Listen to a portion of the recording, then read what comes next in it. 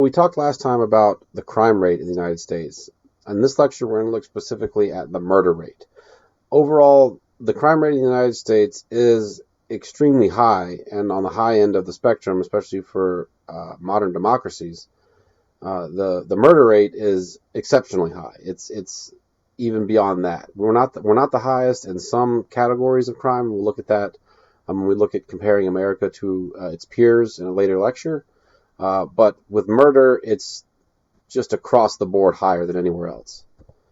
Um, so the types of crime that the authors are focusing on here is conventional interpersonal violence. They're omitting corporate killing, state killing, and mass killing, just because the motives behind those are different, typically extremely specific to the crime being committed. Especially sometimes with mass killings, we never find out why the event took place. Also, this is the basis for most studies that are existing and conducted on the subject. And one of the things that's important to do when you're conducting research is to not try to reinvent the book. You want to stay within the boundaries of the knowledge that's already in place so that you can build on that instead of trying to, again, just try to completely overhaul what's been done before you.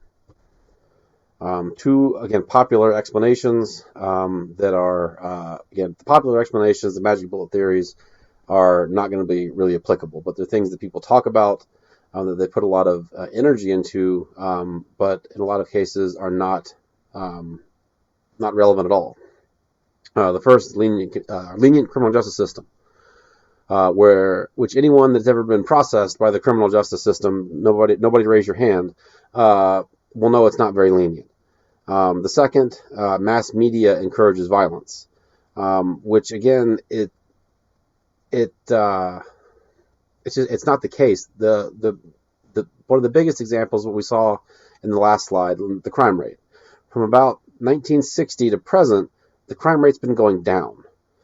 There's only been violence in a lot of the mass media, television, and film since about 1970. So as the violence has been upticking, the violence in film has been upticking, the violence in reality has been going down all the time. So in 1970, their idea of extreme violent behavior is the two guys getting shot off their motorcycles at the end of Easy Rider.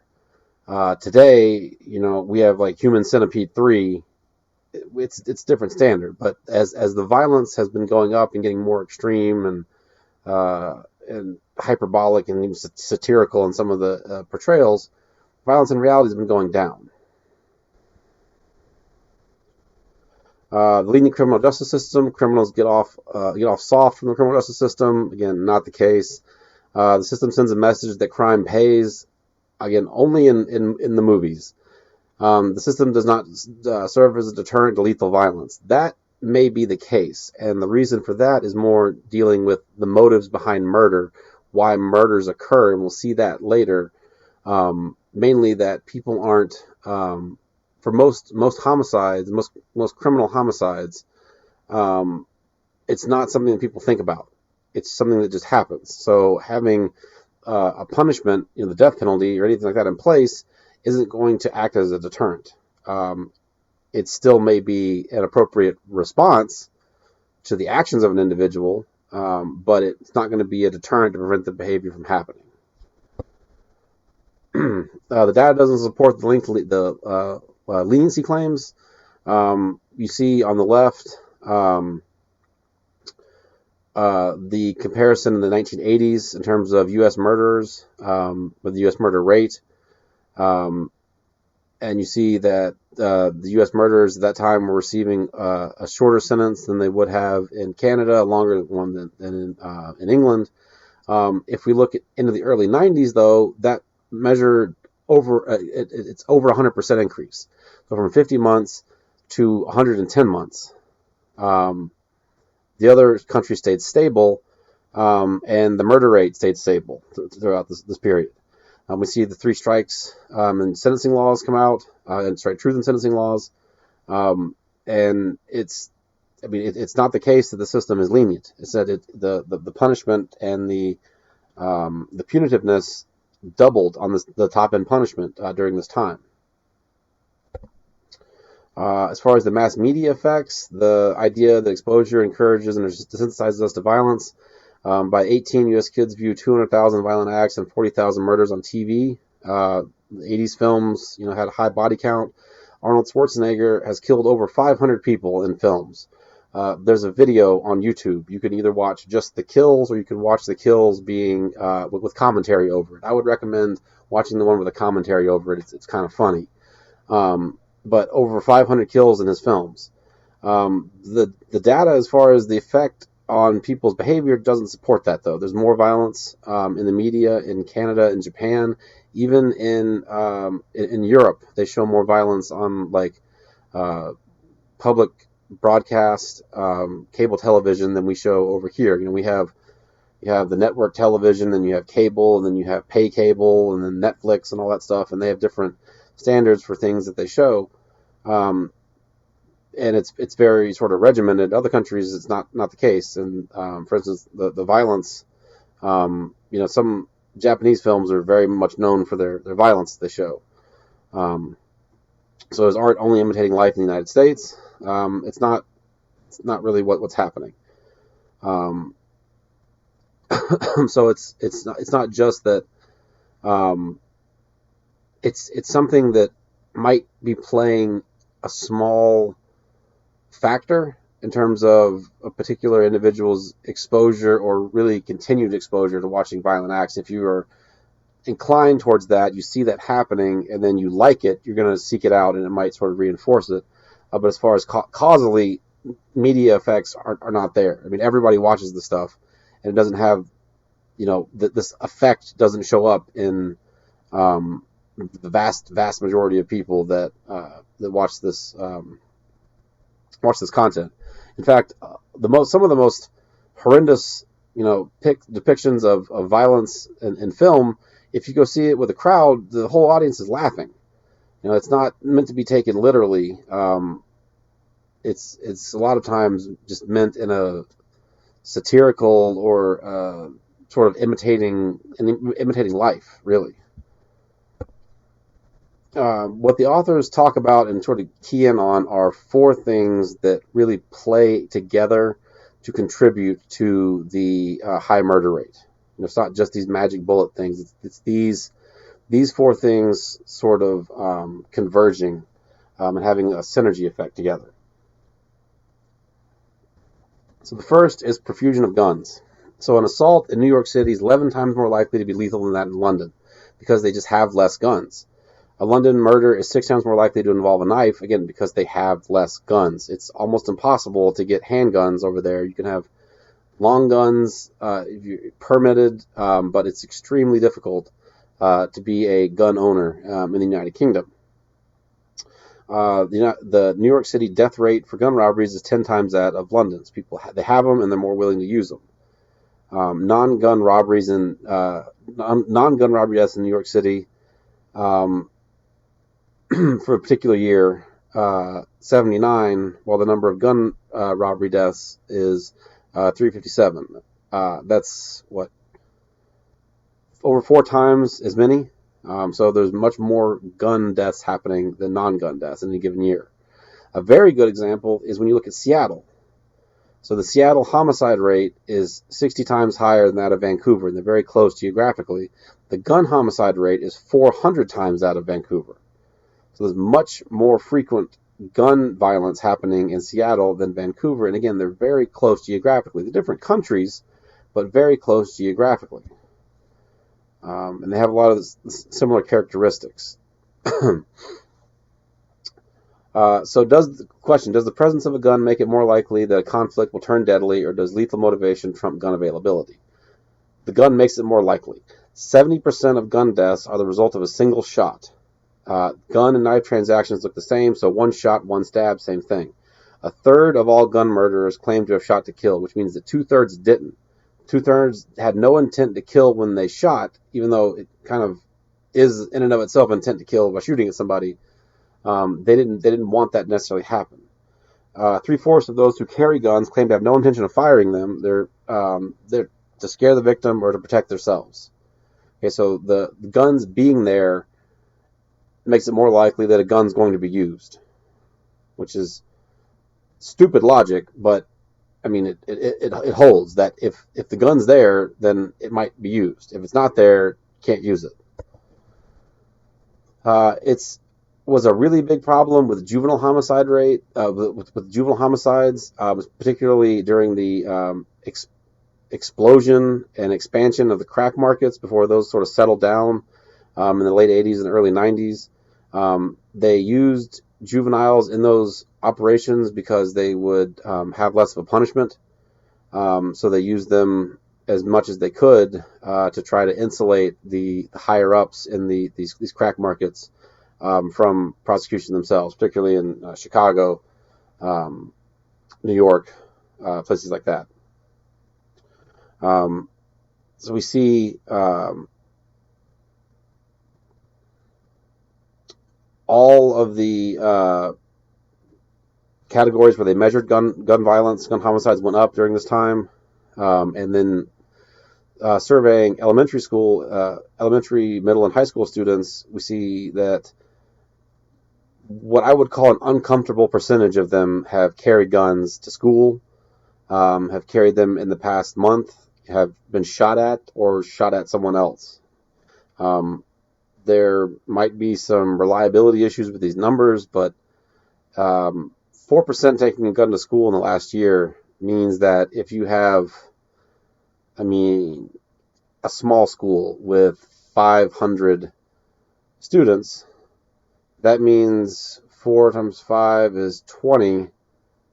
So took a gun to school in the last year. That means at a minimum, you're talking about 20 days, like 10 to 15% of the school day someone has a gun there. It's kind of scary. The next thing they look at is inequality and homicide. And structural inequality has been a major talking point, rightfully so, with a lot of the contemporary conversation about blocked access to opportunities and how that has manifested itself in the relationship with the police and communities and where they operate. So what they're talking about here, social, political, and economic factors that lead to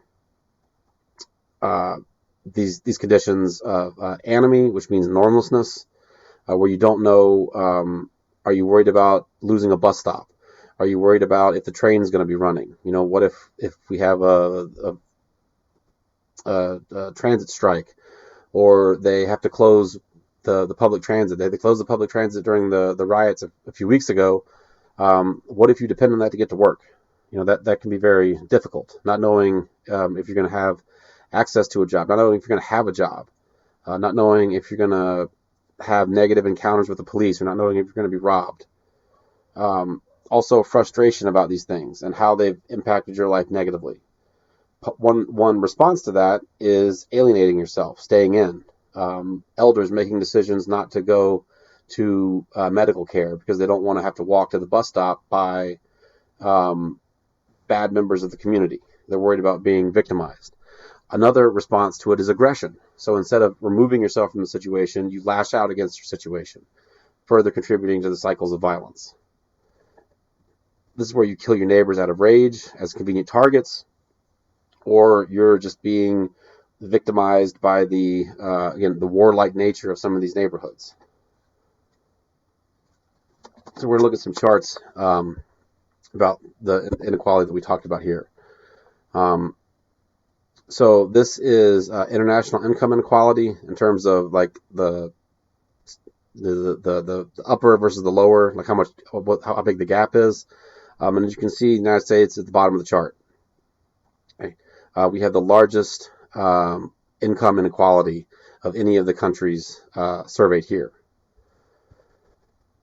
Additionally, we have the highest child poverty rate and relative mortality rate, so younger than 5 per 1,000, we're the highest of both of those categories on this chart. So we have the highest child poverty rate and the highest mortality rate. You see the countries that are more towards the bottom and left side of the graph are the same ones, I'm going to go back slide, that are at the top of this graph. So the ones with the lowest income inequality have the lowest rates of child poverty and the lowest child mortality rates. This is a graph looking at the economic inequality in the United States by race. This is from 2007. The numbers are relatively stable. They might be a little bit more stratified now. But looking at mean family income, you see for white Americans, it's just over 80,000. For black Americans, it's a little more than 50,000. Net worth is even more stratified. So we're talking about sort of accumulated wealth in a family at the rate just under 700,000 versus just over 200,000. So it's the families are bringing in less capital and they're able to hold on to less, which is further making the gap wider. Because the saying, it takes money to make money is true. You have to have money to invest in things, to return an interest or return a profit. If you don't have the ability to do that, then you have less of an ability to grow your net worth and your wealth and generational wealth. It does sort of, the money really does beget itself. So the city, the unrest, the uncertain conditions shapes people's behaviors about their environment, about their government, about the police, about their community leaders.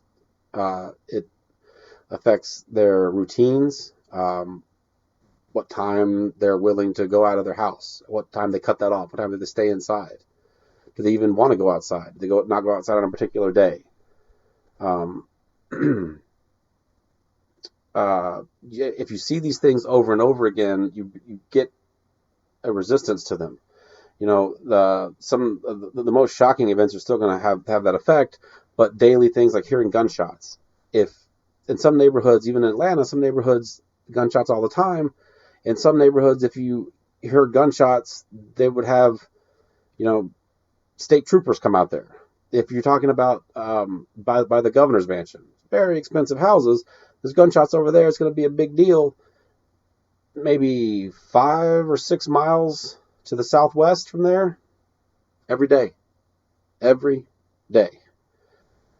So because you have these people that have to live in these conditions, they're sort of desensitized to the conditions, it allows those that would prey upon them the opportunity to do so. You have to go to the same bus stop. There's only so many train stops. You have to go to some of them. There are common paths people have to walk to these places. So people that would commit predatory crime like that have the ability to do so. There's also a lot of structural issues in these areas. The racial segregation, part of that has been driven economically. It's sort of a combination. They're using the economic depression to keep areas segregated. Poverty rates are extremely high, especially in these areas, again, concentrated disadvantage where you don't have the ability to use accumulated wealth to grow itself. Unemployment is extremely high. And employment can be unpredictable. It could be seasonal. It could be based on a lot of different things. And then sometimes, things happen that are completely out of your control. And we've seen some of the riots that took place a few weeks ago. The arson that took place a few days ago in Atlanta, that resulted in job loss. It resulted in there was a factory in Minneapolis that was burned to the ground, and the company's leaving the state because they don't want to rebuild in the same area where they don't feel like they're wanted anymore. Which, I mean, that may be an overreaction on their part, but there are a lot of people in that area that lost jobs, and they don't care. I mean, not that they don't care about the companies, the harm that's been done to them. They're worried about their job. They care about the reasons why everything happened, and the issues that are plaguing communities right now. But at the same time, if they're to be effective voices in any type of change that's happening, you have to have, the ability to know you're going to be able to pay your rent, you have a place to live. And the society, the social systems that we have set up right now are a lot of people don't have that comfort, and that uncertainty, that anomie, that discomfort precludes them from participating where they might otherwise participate. You also see a lot of broken homes, family disruption. A lot of that has been conducted through the war on drugs. A lot of that is due to the economic depressed situations. People make bad social decisions about their family's well-being. So sometimes it's their bad choice. Sometimes it's the system that's in place and how that's basically chewed up 2 generations of males from these urban environments. You also have a lot of people moving in and out of these areas, so that you don't have social bonds. You don't know who your neighbors are. You don't know who you can ask to um, look out to make sure a package doesn't get taken off of your doorstep, or to make sure that your kids get home after school and they don't get, abducted from the street, or they're not out, selling drugs or participating in violent gang activity on the street. If people are moving in and out of neighborhoods, there's less of a chance of those bonds being built. So the issue of race in this, we've seen more and more minority community members concentrated in these high areas of disadvantage. 7 out of 8 slum dwellers are minorities, so basically non-white community members. An expansion of the slums, 2 times the high poverty census tracts in 1970s, 1990s, 1970s. So they're expanding. The areas are more people are concentrating in these areas, and they're expanding themselves in size with the increase in people. See, 6 million African Americans residents now live in the slums. So that's almost 2% of Americans. 45% of urban African Americans live in slums, up from 37% in 1970. So again, it's concentrating this group of community members in this area through blocked access to other housing, to loans, to employment, to even travel. Just if the high poverty census tract you're in has limited public transit, that's going to further compound that area's ability to bring itself up. Also seeing the deindustrialization, manufacturing jobs leaving the cities and moving to areas that are where people have to commute to. Moving if you drive out of Atlanta, there are 2 car factories. There's a Kia plant in Georgia, and then there's a Hyundai plant in Alabama. But they're both kind of in the middle of nowhere. Before, those jobs might be in Birmingham, or they might be in Atlanta, where people could live close to where they worked and be able to make a living. But that's not what we've seen. Excuse me. Over the course, the last 70 or so years, those jobs are leaving the cities. This inability to obtain gainful employment makes it less likely that the men and women in the community are going to be able to contribute to a positive family environment.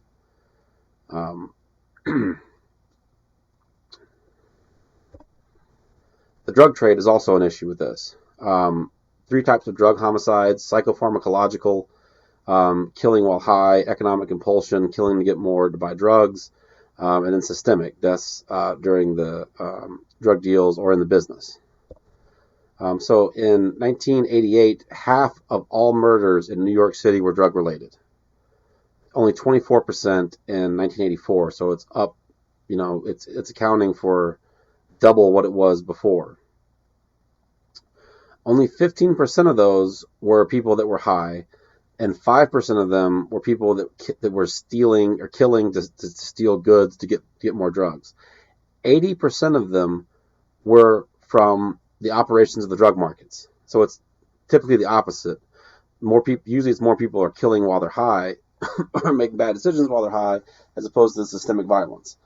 So you had this product that was, easy to get, easy to make in terms of converting powder cocaine into crack cocaine. You're basically just suspending it so it's smokable.